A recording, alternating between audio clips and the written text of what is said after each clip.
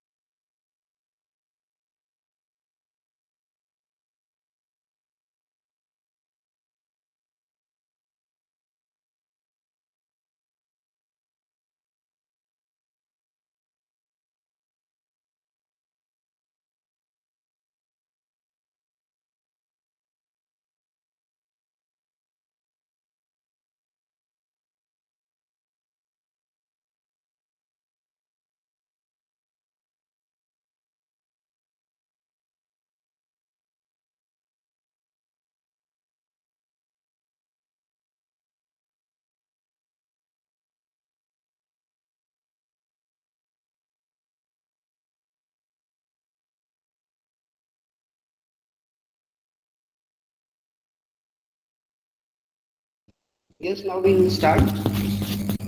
So what was discussed in the previous session? Yes, anybody can? क्या हुआ था पीछे?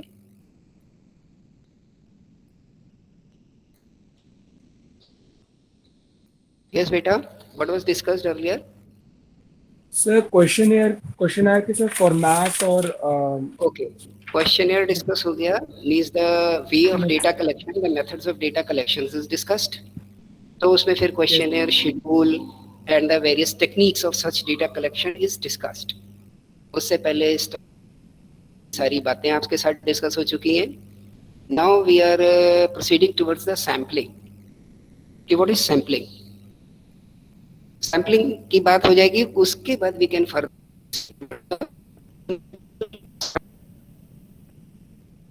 So in the today's session we are trying to know what is the sampling, how it is done, क्या होता है ये sampling. If you have to make a study on a population which is such a big or large, शहर पर किसी एक बड़े area पर आपको किसी चीज से रिलेटेड कोई भी रिसर्च क्वेश्चन है, उससे रिलेटेड आपने स्टैट्स को कलेक्ट किया, then you have to work on it. So it is too time taking and it is too money consuming to do all that things in such a large manner. Then what technique is adopted to overcome this issue is the sampling. We have take samples of such a population, उस populations में से कुछ samples pick करते हैं. आगे इसके advancement होते हैं कि ये सैंपल कैसे भी होने चाहिए, कैसे इसमें ग्रुप्स बने, क्या हो, so many things. A simple ये हो सकता है कि जैसे किसी आप आम के ठेले पे पहुंचो, बोलो यार मुझे आम, तो भैया एक उठा के कोई देख लो, वो दिखाएगा ये देखो बड़ा अच्छा है. अब आप क्या करते हो कि नहीं नहीं नहीं ये नहीं, जरा वहां पीछे से एक देना, जरा यार एक उधर से. आपने 2-3 तरफ के 2-3 लिए, Now you have made your idea that the total lot or the total on that जिस ठेले पे वो सारा जो आम है, that is of the same quality as you have picked for just to review it. So this is a, you can say, a sample. You have not taken view of all the mangoes on that float, but you have taken some of it, and you are creating an idea that some pieces of that mangoes are going to represent the whole of that lot. This is a type of sampling. ये sampling का एक प्रकार हो सकता है. ऐसे sampling को हम लोग समझ सकते हैं. आपकी क्लास है, इसमें से कोई 2-3 बच्चों को ले लिया जाए फॉर एनी रीजन, और उन पर क्या पढ़ने में रुझान कैसा है, इनका कैसा क्या बैकग्राउंड है, और इसके हिसाब से डिस्कशन या एक आइडिया डेवलप कर दिया जाए. The BCom honours second is of this level regarding the performance level, regarding the intelligence level, regarding the study time they are spending, study hours. कुछ 2-3 बच्चों पे करके हम आगे तक पहुंच जाएं. अगर ऐसा हम कर रहे हैं, then we are doing the sampling. ये एक छोटे छोटे एग्जाम्पल बन सकते हैं. अब इसके फर्दर ढेर सारे एग्जाम्पल और ढेर सारे मेथड्स हैं which we are going to discuss in which is our topic and which we are going to discussion, and if it still remain some then in the other session. तो sampling की कुछ कुछ बात समझ आई आपको कि ये क्या हुआ, क्योंकि कोई एक ऐसी बड़ी पॉपुलेशन है, जैसे कि आम के ठेले पे सारे आम हम लोग नहीं देख सकते, कुछ लेके देखते हैं. तो अगर मुझे पूरे कानपुर पर कोई रिसर्च करनी है, तो फिर एक एक आदमी से मिलना है या उस पूरे एरिया को कवर करना है, then it is going to be the very difficult task, time consuming, money consuming. कि इतना पैसा का बजट हो और इतना टाइम आपके पास स्पेयर हो, then you can do it, then you can just able to do it. Otherwise, the purpose of your research work or the purpose of collecting such stats is defeated if time is taken so long. Clear? तो sample बनते क्यों हैं, sample बनने का कारण क्या है, और सैंपल के बना लेने से फायदे क्या हैं, ये सारी बातों का और एक हल्का हल्का सा हमने जानने की कोशिश की. Now, if you are doing unit to unit wise, कुछ आपकी रिसर्च ऐसी होती है, कई जगह पे स्टैट्स ऐसा होता है कि जहां पर आपको यूनिट टू यूनिट वाइज काम करना है, then you can say it is a intensive investigation. कि जितना आपका स्टडी एरिया है उसमें जितनी यूनिट रिकवर्ड हैं, उनमें unit to unit if you are going to analyse anything, कि एक ही काम को अगर आप उठा के देख रहे हैं, then it is intensive investigation. अब आप घर जाके बोलोगे कि सारे मैं देख के लाया हूं, इसमें से कोई खराब नहीं हो सकता है, ये आप तभी बोल पाएंगे जब आपने सारे देखे होंगे. तो ये हो गया इंटेंसिव इन्वेस्टिगेशन. लेकिन अब अगर हमें किसी की शादी है, किसी और ढेर सारे बोरे, 2 बोरे, 10 बोरे लेने हैं, तो 1 to 1 तो नहीं कर सकते ना बेटा. उस समय तो मुझे सैंपल पे ही देखना पड़ेगा. Same with the stats, same with the research work. तो जब हम इसमें से बड़ी पॉपुलेशन में से, बड़े सेंसस में से कुछ एरियाज, कुछ ग्रुप फिक्स करते हैं, देन इट इज सैम्पलिंग. ये तो हो गई एक सैम्पलिंग की सिंपल सी परिभाषा. तो इसमें एजम्पशन क्या होने चाहिए, what thing should be assumed if you are taking a sample. क्या क्या कॉमन या बिल्कुल सिंपल तरीके की एक मान्यता हो तो हम सैंपल पे काम कर सकते हैं. Because sample is the reflection of the total population or the census. So what is the thing which is should be as assumption? That is the homogeneity होनी चाहिए, means the similarity among the units of the group. Identical ऐसी होनी चाहिए. If some students of your class speak for any study, means all are the students. इतने पे तो common similarity है. All of are the same background, all are of the same class. ये similarities के issue है. इतनी similarity पे we can proceed towards the samples.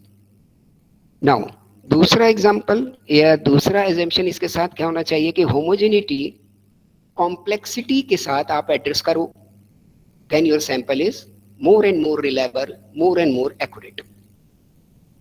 Clear है ये बात कि जो वो मैंने आपको एग्जांपल बोला कि एक ठेले पर जो आम लगे तो उसने अगर आपको 20 से एक उठा के दे दिया, तो नाउ यू हैव क्वेश्चन, यार एक बाएं से दे दो, एक दाएं से दे दो, एक पीछे से देना, एक जरा 20 से निकाल देना।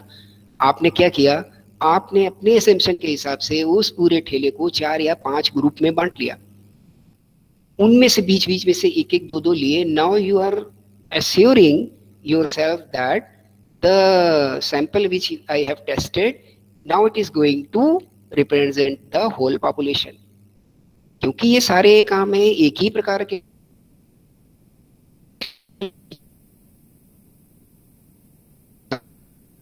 हो सकता है इसने कुछ खराब वाले नीचे लगा रखे हो, दिखा मुझे ऊपर से रहा है। जब आपने हर जगह से एक एक दो दो अगर लेके देख लिया, अगर आपको अच्छी परचेज करनी है, तो now you have make your sample sure. तो कॉम्प्लेक्सिटी को भी एड्रेस कर लेना चाहिए कि अगर कॉम्प्लेक्सिटी है in your total population, then it should be addressed. Homogeneity या सिमिलैरिटी होना तो मस्ट है, इसके साथ अगर कॉम्प्लेक्सिटीज हैं तो उनको भी आप एड्रेस कर लें। ठीक, तो आपका सैंपल अच्छा हो जाएगा। नेक्स्ट, ये एजम्पशन, इस बात की पॉसिबिलिटी होनी चाहिए। Second assumption, possibility of representative of selection, means जो सैंपल आपने लिया है, he is going to represent the population, प्रतिनिधित्व कर पाए। मैं जनरल एग्जांपल से लेके चलूंगा जिससे चीजें बिल्कुल क्लियर हो जाए और फर्दर आप उसको अपनी स्टडीज में या रियल लाइफ में अप्लाई कर पाओ। क्लियर है ना ये बात, कि अगर आपको कहीं से भी कोई परचेज करनी है तो सिमिलैरिटी से पॉसिबिलिटी हो कि वो उसको, जो आपने सैंपल उठाया है वो आपकी पॉपुलेशन को रिप्रेजेंट करे। कहीं से किसी दो ठेले से बड़े अच्छे से आम लाके उसने ना लगा रखे हो अलग जो आपको दिखा दे, वो ठेले को रिप्रेजेंट ना करते हो सिमिलर। Are you getting? तो सिमिलैरिटी में आपको इस बात का ध्यान रखना है कि कॉम्प्लेक्सिटी अगर हो among the population, that should be addressed. Means you have to create the groups, various groups, और उन ग्रुप्स में से आप सैंपल पिक करो। सेकंड, रिप्रेजेंटेशन होना चाहिए। ठीक, और लास्ट बात क्या होती है, एब्सोल्यूट एक्यूरेसी की ओर आप बढ़ने की कोशिश करें। But note down, absolute accuracy you will never get ever. 100% surety नहीं होती in the case of a sample. यही फ्लॉज हैं कुछ स्टैट्स के जो हम लोगों ने लिमिटेशन में जिनको डिस्कस करने की कोशिश की थी, because you are picking some of them and many of them are not the part of your study. There is too much. The extreme values which you have selected, which is not the common value of that population, is not get the representation in your sample. कि बहुत दफा इस बात की गुंजाइश है कि आपको जो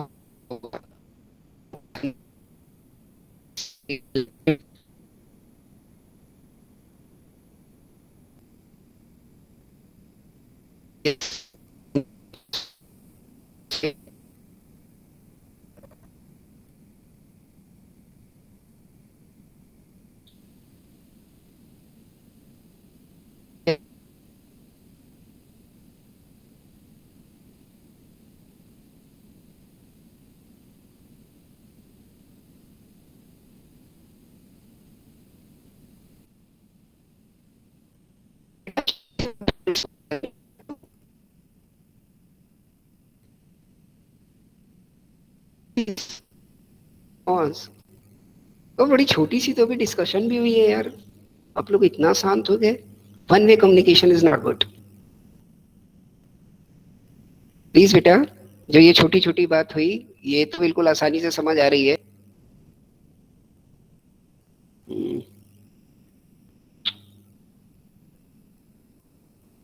चलिए भाई, आप लोग बड़े मत बताइए मुझे, मैं ये मान के चल रहा हूँ I am assuming that you are able to understand all the things. इसमें अभी कोई इतनी ज्यादा कठिन बात भी नहीं है। तो आगे बढ़ जाते हैं हम लोग।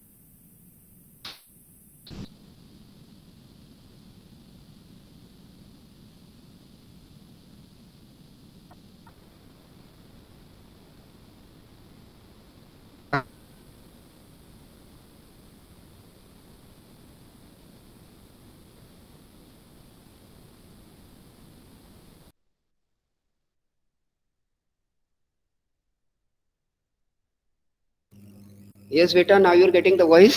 It was a network break, network की वजह से some issue was there. Please confirm, are you getting the voice? Yes, sir. Please बेटा, okay. तो अब हम लोग आगे बढ़ जाते हैं जल्दी से. Now the steps you have to take. Now the steps you have to take for the sampling means you can give an heading that the step in the sampling design. What samples should be, how sample should be designed. जल्दी से पहला point आप लोग लिखिए, points हम लोग लिख लेते हैं, उसके बाद डिस्कस करेंगे. What step should be taken for make a sample? First point is universe to be sampled. Universe to be sampled.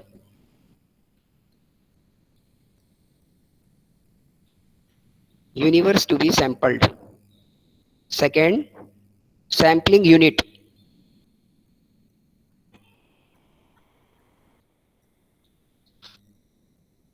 Third, sampling list or source list.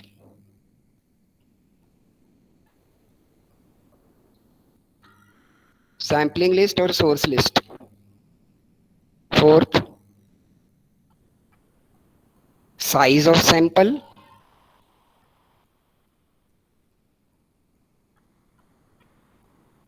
Now in the size of sample, you have to write down some different points. Size of sample में आपको छोटे छोटे से 4-5 points और लिखने हैं. Number 1, nature of population. Second, size of population. Third, desired level of accuracy. Fourth, time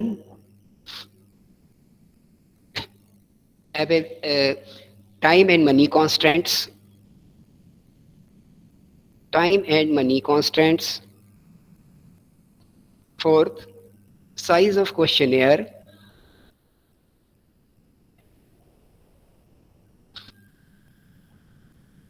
Next one, sampling method.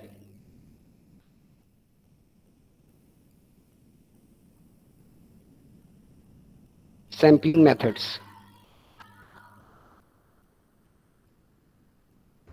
Sir एक बार repeat कर दीजिए. यस बेटा, मैं सारे फिर से एक दफा शुरू से कर देता हूँ क्योंकि बीच में नेटवर्क भी गया था. तो सबसे पहला सैंपल की डिजाइन बनाने में the first point was the universe to be sampled. Second was the sampling unit. Third was the sampling list और source list. And fourth, size of sample.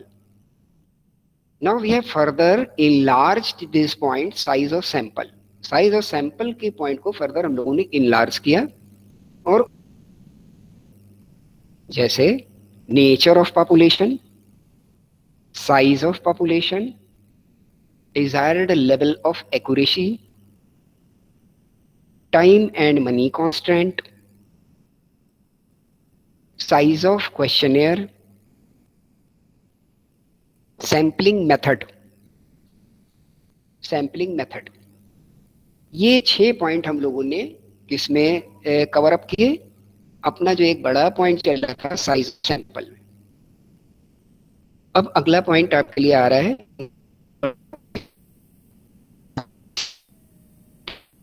That is the selection of sample. Selection of sample.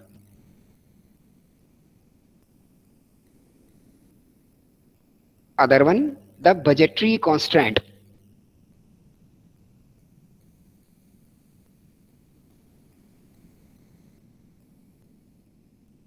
Budgetary constraint. And last one, the sampling procedure.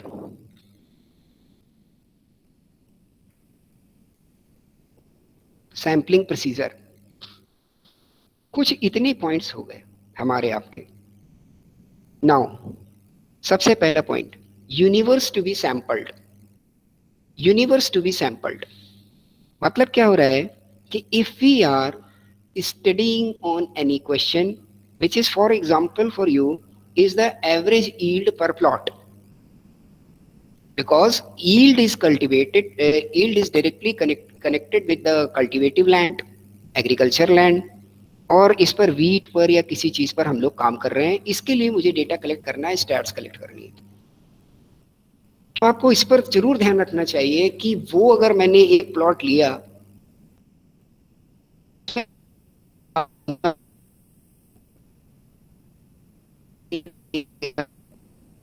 समझते जा रहे हैं आप? तो जो हमारा universe है दैट शुड बी सैंपल्ड, वो जरूर सैंपल हो, उससे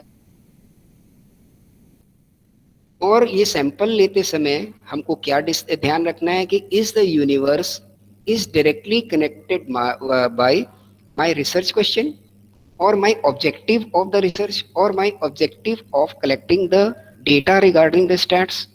क्या जो मेरा ऑब्जेक्टिव है डेटा कलेक्शन का, इससे वो यूनिवर्स कनेक्ट कर रहा है? एग्जाम्पल हम लोग डिस्कस कर रहे हैं कि अगर हम लोग इस पे काम कर रहे हैं कि उपज और गेहूं की उपज, और एक एरिया मैंने कानपुर ले लिया, तब कानपुर में तो फिर आप उसको बांट सकते हो तहसीलों के हिसाब से कि चौबेपुर, शिवराजपुर, विल्लौर, ये वो। इसके बाद एक प्लॉट्स भी आपको डिसाइड करने पड़ेंगे। ऐसा तो नहीं होगा कि किसी के बड़े बड़े एरिया आप ले लो, किसी के छोटे छोटे एरिया ले लो, क्योंकि अब आप पूरे एरिया पे तो कर नहीं पा रहे हो बेटा, ढेर सारे खेत हैं। तो आपको बिल्हौर में से कोई 10-12-15, में से कोई 10-12-15 ऐसे करके अब आप सैंपलिंग कर रहे हो, और उन सैंपल्स के आधार पर now you are going to decide the final productivity of action with the different type of tehsils. Is it clear? तो जैसे ही आप ये काम करने जा रहे हो तो आपको ये ध्यान रखना है कि यूनिवर्स टू बी सैंपल्ड, यानी ये जो पूरा एरिया है इसकी सैंपलिंग हो। कहीं आप ऐसा ना करें कि कानपुर का जानने के लिए हम किसी एक एरिया को पिक कर ले, केवल घाटमपुर पे हमने रिसर्च कर ली, या घाटमपुर और बिल्हौर पे कर ली, या किन्हीं 3 तहसील पे कर ली, बाकी को छोड़ दिया। तो अगर हम छोड़ देते हैं ऐसे, तो the total representation of the universe is not going to be satisfied. अगर ये सेटिस्फाई नहीं हो रही है, अगर ये सेटिस्फाई नहीं हो रही है, तो then what is going to happen? The final conclusion or the result you have drawn from such stats work is not going to be appropriate or accurate or trustworthy. बात समझ आ रही है आपको अच्छे से कि पूरे एरिया से सैंपल लेना है, that is why universe to be sampled. Second, जो सैंपल है उसमें यूनिवर्स का ही हिस्सा आए। जैसे अगर खेती पे काम हम कर रहे हैं तो कहीं उसमें कोई तालाब, अगर हमारा कोई, मैंने जो ये खेत सेलेक्ट किए उसमें मान लो हमारे सैंपल में 2 तालाब के एरिया आ गए, या एक खेत में से आधा तालाब चला गया, तो फर्क पड़ जाएगा प्रोडक्टिविटी में। या उसमें कोई बागबानी वाला एरिया चला गया,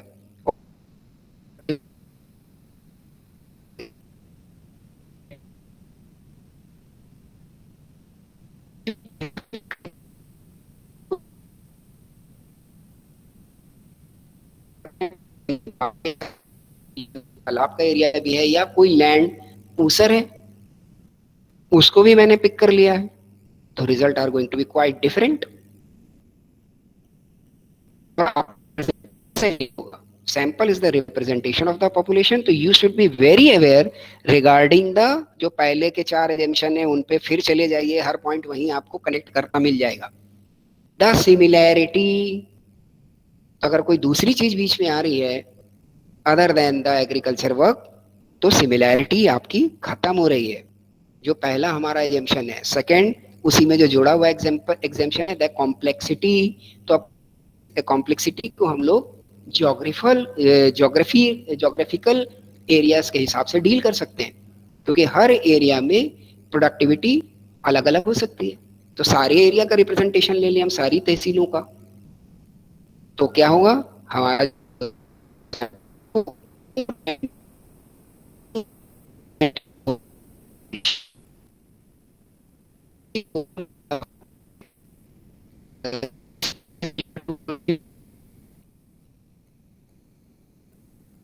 yes beta, is this point is clear? universe to be sampled? Please.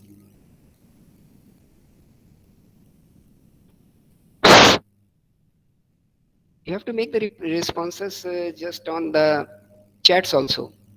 जरूरी नहीं है कि आप बोले, चैट पे भी लिख सकते हैं. यस.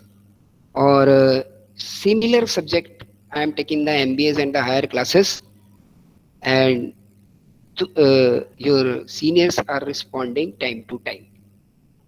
तो करते चलिए, ये बहुत अच्छी बात है बेटा. हम आप मिल के क्लास है, मैं अकेले कोई क्लास नहीं और आप भी अकेले कोई क्लास नहीं. ठीक, क्लास का फंक्शन तभी अच्छा चलेगा जब हम आप एक साथ होंगे.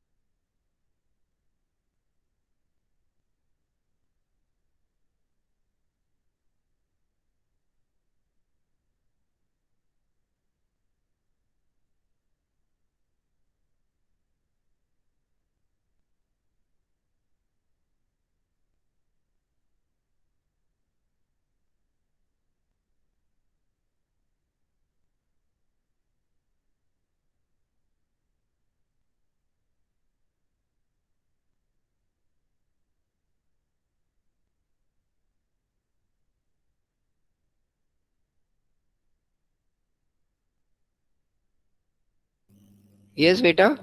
Now you are getting. Now am I audible?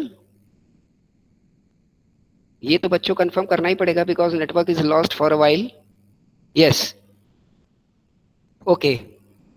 So sorry, this is an interruption due to the network loss, or now it is get restored. Okay. So in the case of the sample unit may be of very identical type. क्योंकि पूरी population अगर हमें पूरी खेती पे काम करना है तो हम अगर प्लॉट को डिसाइड कर रहे हैं तो सब जगह एक एक बीघे का ही डिसाइड करें. That is the sample unit. या 2 बीघे का डिसाइड कर रहे हैं तो 2 बीघे का ही सब जगह डिसाइड करें. What we are trying to make the similarity clear.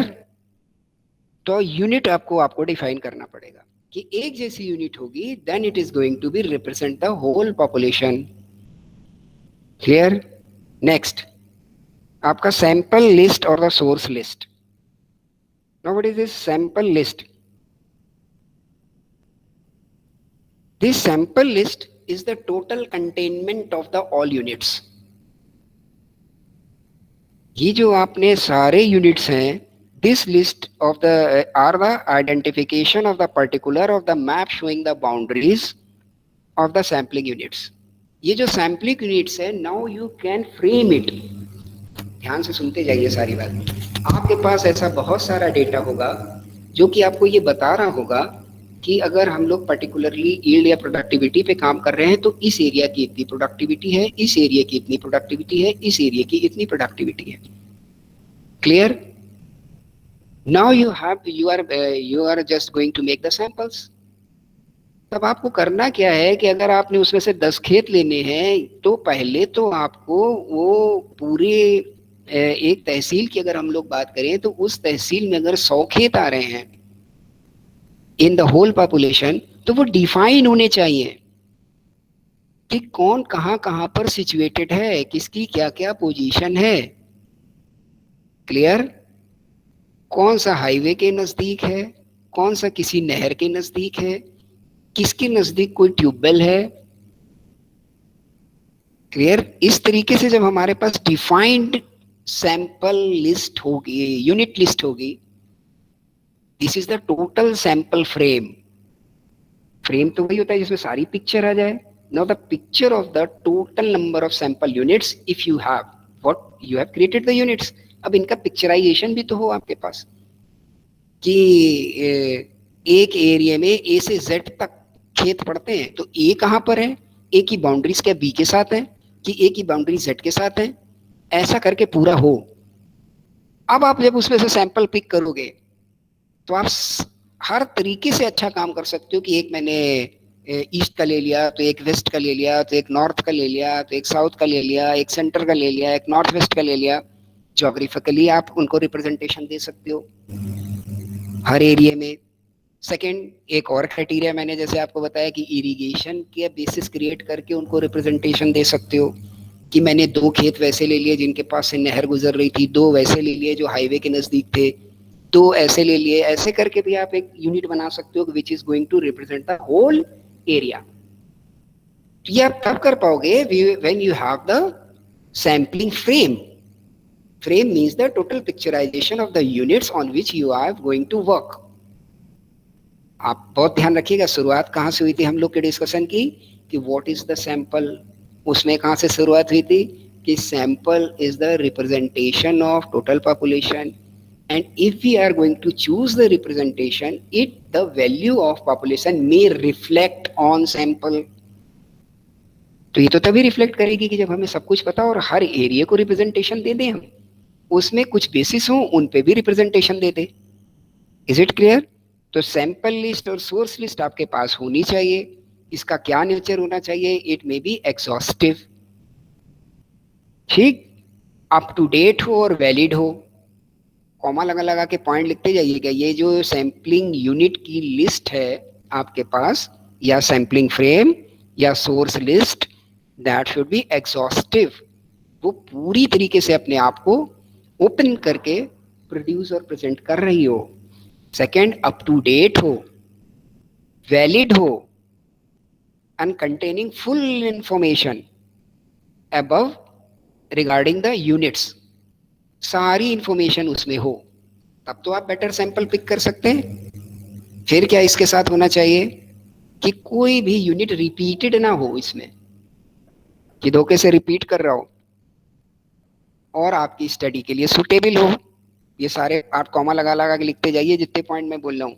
Reliable हो, क्योंकि अब आपका सारा काम उस यूनिट के बेस पे होने वाला है. तो मोर रिलायबिलिटी, मोर क्लियरिटी आपको अच्छे रिजल्ट्स की ओर ले जाएगी.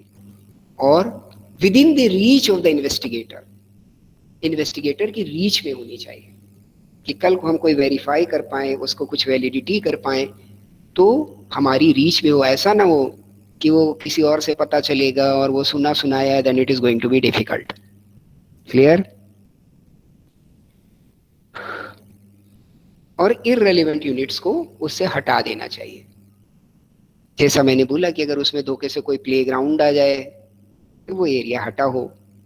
क्लियर? कोई तालाब आ जाए तो हट जाए खेतों के एरिया से, कोई बगीचा आ जाए तो वो हट जाए. तो इस तरीके से आप यूनिट को डिफाइन करोगे. I think it is discussed in a very quite clear manner. तो ये आपको क्लियर हो रहा होगा. अब अगला पॉइंट हम लोग ले लेते हैं, साइज ऑफ सैंपल. कि सैंपल का साइज क्या हो. Optimal, note down, optimal, not too big, not too small.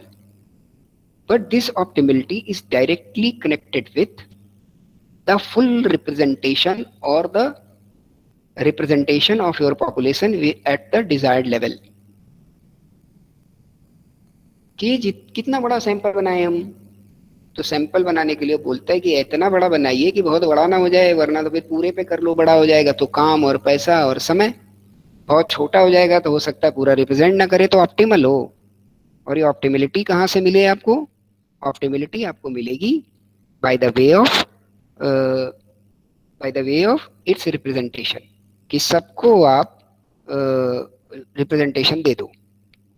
ठीक, इस तरीके से कुछ बने। फर्दर इसके कुछ आगे फार्मूलाज भी हैं कि किस हिसाब से आप सैंपल सेलेक्ट करो, वो आगे डिस्कस कर लेंगे हम लोग। अभी आप इसको इतना ही लिख सकते हो कि उसमें टोटल रिप्रेजेंटेशन आ जाए up to the optimal level, और सैम्पलिंग लिस्ट में से इसको आप चूज करोगे। Okay, now the size of sample की बात हो रही थी कि आप उसमें से ऐसे ऐसे चूज करोगे जो आपकी किस किस चीज के रिक्वायरमेंट को पूरा कर दे। द एफिशिएंसी, मतलब वो सैंपल्स अपने आप में एफिशिएंट हों, पूरी पॉपुलेशन को रिप्रेजेंट कर पाए in the terms of their quality और in the terms of the operative nature of the population, वो सारी क्वालिटीज को रिप्रेजेंट करें। देन रिलायबल हो और उनमें फ्लेक्सिबिलिटी भी हो। इस तरीके से आप सैंपल साइज को चूज करोगे। नाउ द फैक्टर्स, इसके फैक्टर क्या क्या हो सकते हैं? The nature of the population, अगर आपकी जो पॉपुलेशन है उसका नेचर बहुत हद तक सिमिलैरिटी का है, होमोजीनियस नेचर की है, तो सैंपल साइज आपका थोड़ा छोटा हो सकता है। But if your population contains by large homogeneity but there is heterogeneity also, ठीक, बाई एंड लार्ज तो वो कॉमन है, लेकिन उसमें कई ऐसे ग्रुप्स और सब ग्रुप्स बन रहे हैं जो अलग अलग थोड़ा थोड़ा सा बिहेव कर देते हैं। क्लियर है? अगर हम लोग अपने एग्जाम्पल को ही आगे बढ़ाएं, दूसरी तरफ आपका दिमाग नहीं ले जाएंगे, नहीं, वो भटकेगा। अपने इसी प्रोडक्टिविटी ऑफ द लैंड के रिसर्च के एग्जाम्पल को आगे हम लोग बढ़ाएं और सैंपल की बात करें,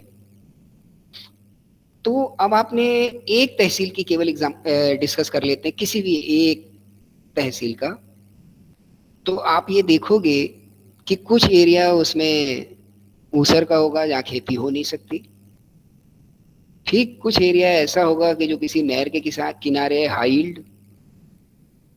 ठीक, कुछ एरिया ऐसा है कि जिनको लेबर नहीं मिल पाती, जिन पे टाइम से काम नहीं हो पाता।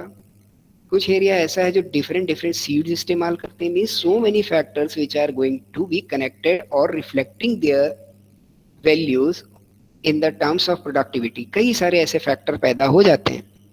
तो that is the nature of the population, यानी जो आप जिन पे पूरे पे आपको काम करना है, उनका स्वभाव ऐसा है कि वो है तो खेती और प्रोडक्टिविटी से रिलेटेड, है तो जमीन, लेकिन किसी बीज के प्रयोग के कारण किसी एरिया की फसल में कम ज्यादा हो जाता है, किसी ने पिछली दफा अच्छे से जमीन की सफाई नहीं कराई थी, तो ऐसे ग्रुप बन जाते हैं ना बेटा। तो दिस इज द हेट्रोजेनिटी। उनके बीच में होमोजेनिटी और कॉमनलिटी क्या है कि वो सारे के सारे खेती की जमीन है, वहां सब जगह गेहूं उगाया जाना है, और यही मेरे रिसर्च का कारण है, इसीलिए मैंने इनको सिमिलर माना। तो उनके बीच में जो डिसिमिलैरिटीज हैं वो किस कारण है कि कोई एरिया ऊसर है, किसी में कोई डिफरेंट बीज का इस्तेमाल है। So many factors, this are the nature. ये नेचर के कारण हो रहा है। तो अगर ये नेचर के कारण हो रहा है तो आपके सैंपल को थोड़ा सा लार्ज होना पड़ेगा कि वो सबको कवर अप कर ले। तो ये हमारे किस एजम्पशन से जाके मिल जाता है? कॉम्प्लेक्सिटी। ठीक है ना?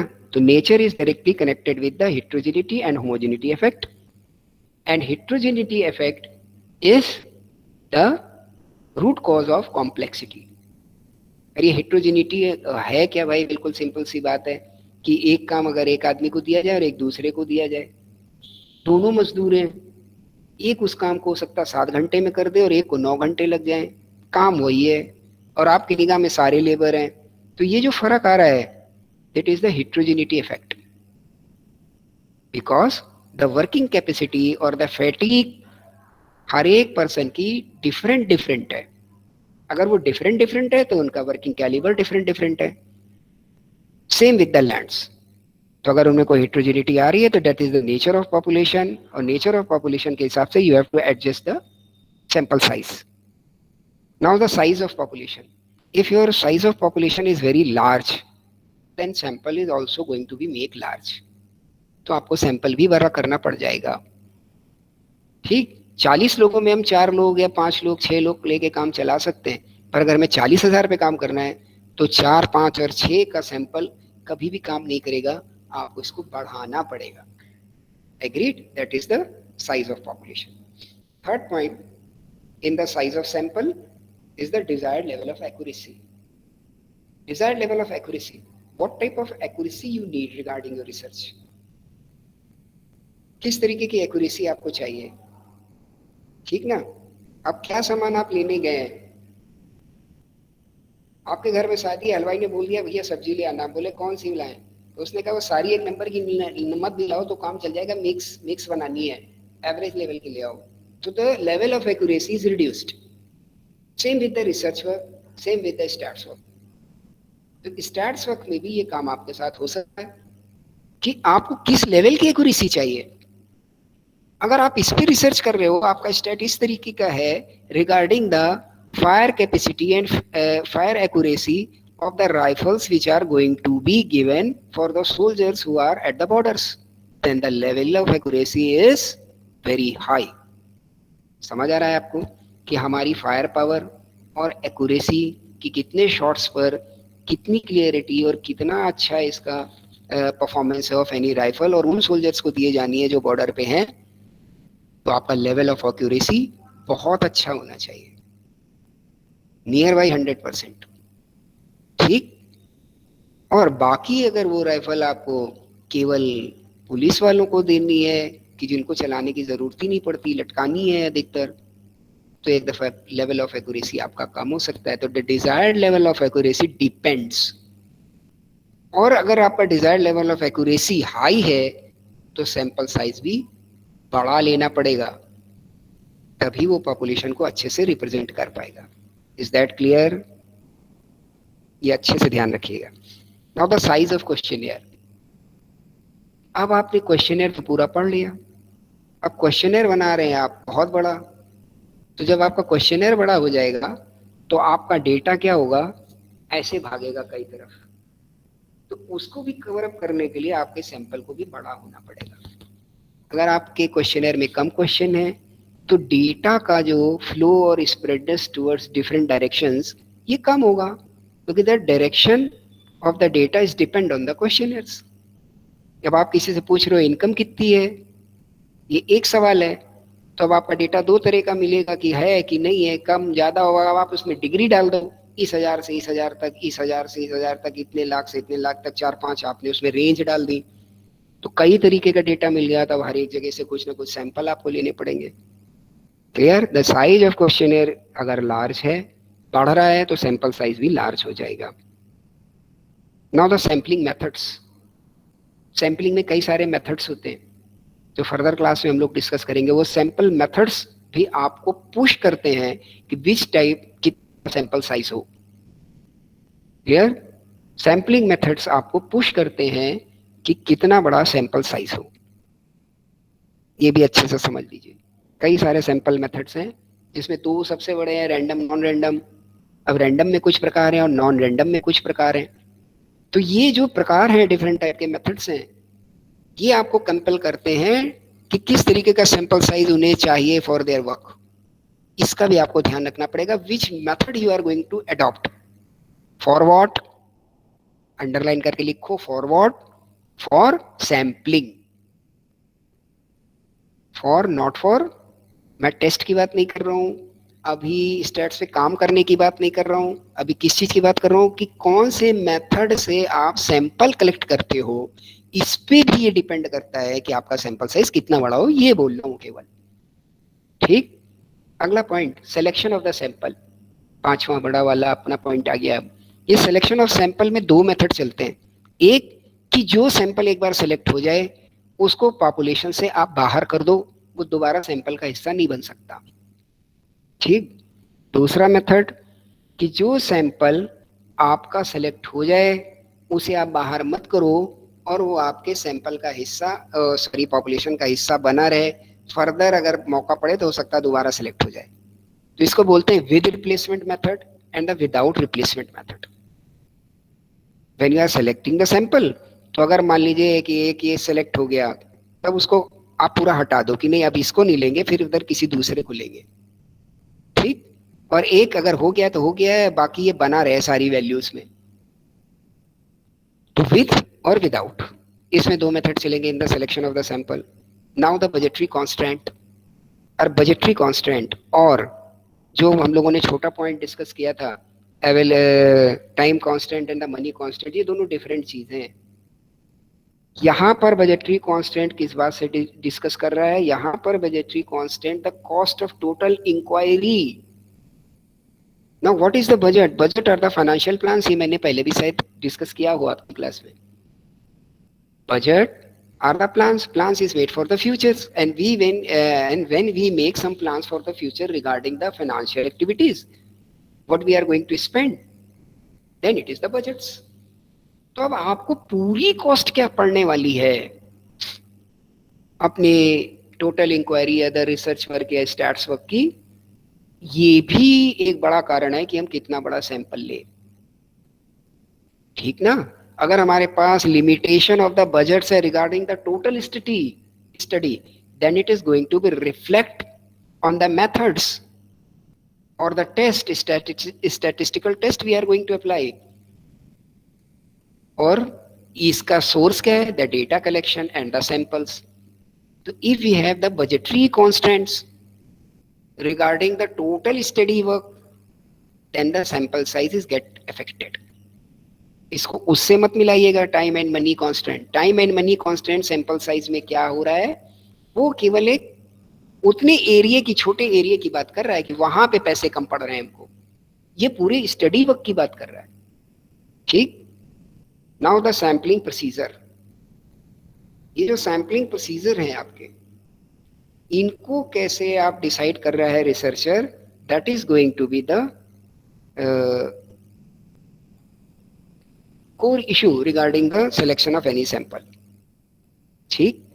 तो ये कुछ पॉइंट्स थे जो हम लोगों ने डिस्कस किए अभी तक कि what is the sample, how it is going to be selected and how it is going to be useful. ऐसी कई सारी बातें आपके साथ आज हुई। तो कल की क्लास के लिए आपको हम लोग क्या डिस्कस करेंगे, the types of sampling methods. The types of sampling methods में फटाफट से लिख लीजिए, डिस्कस कल करेंगे, आज इसको डिस्कस नहीं करेंगे, लेकिन आपके पास लिखा हो तो कल हम लोग का काम आसान हो जाएगा। आते ही हम लोग स्टार्ट कर सकते हैं, आते ही हम लोग स्टार्ट कर सकते हैं। सेकेंड, आप भी घर से देख के आएंगे, then it is going to be easy. तो random sampling and the non random, तो जल्दी जल्दी से मेथड लिख लीजिए। In the random sampling what are the methods? Number 1, simple random sampling, simple random sampling. Second, stratified random sampling. Third, systematic sampling. Fourth, multi-stage sampling. And fifth, cluster sampling. Now I am going again repeat the methods of the random sampling. Number 1, simple random sampling. Second, stratified random sampling. Third, systematic random sampling. Fourth, multi-stage random sampling, and fifth, cluster sampling. Now the non-random. Non-random में पहली judgement sampling, second quota sampling, and third convenience sampling. ये non random में है। Okay, then I think the discussion of today's class is quite sufficient. तो हम लोगों ने ये भी लिख लिया कि कल क्या करना है, तो इसको थोड़ा आप लोग देख के आइएगा, तो हम लोग की क्लास बहुत अच्छी होगी. And now it is time for you. If you have any query regarding today's session, तो उसको बच्चों पूछ सकते हैं आप. Or now it is time to put your views. Have you any query, beta?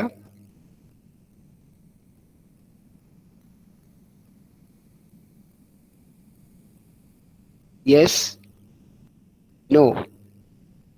Okay? तो आपसे जो भी डिस्कस हुआ है, प्लीज इसको आपके पास जो भी टेक्स्ट है, जो भी जहां से है, उससे एक जगह एक बार आप पढ़ें जरूर, इसको वैलिडेट करें. तो ये आपने जो भी आज सुना है इसमें बहुत काम करेगा आपको. Further if you have any query then you have to free to raise it. Then finally have a nice meeting with you. Have a nice day. Okay. Now it is time to close the session. अगर आपकी कोई query है तो बेटा आप वो पूछ सकते हो. मैं बार बार बोल रहा हूँ, ये आपकी क्वेरी का ही टाइम है लास्ट का. तो कोई क्वेरी हो तो आप जल्दी से पूछें. Otherwise we are going to close the session. Is there any query? किसी और का कोई जवाब? Is there any query? No. Okay. तो सम्मानित छात्र छात्राओं, now it is time to close the class. Okay. Thank you. Have a nice day. Thank you, sir. Thank you बेटा. Thank you all of you. Thank you.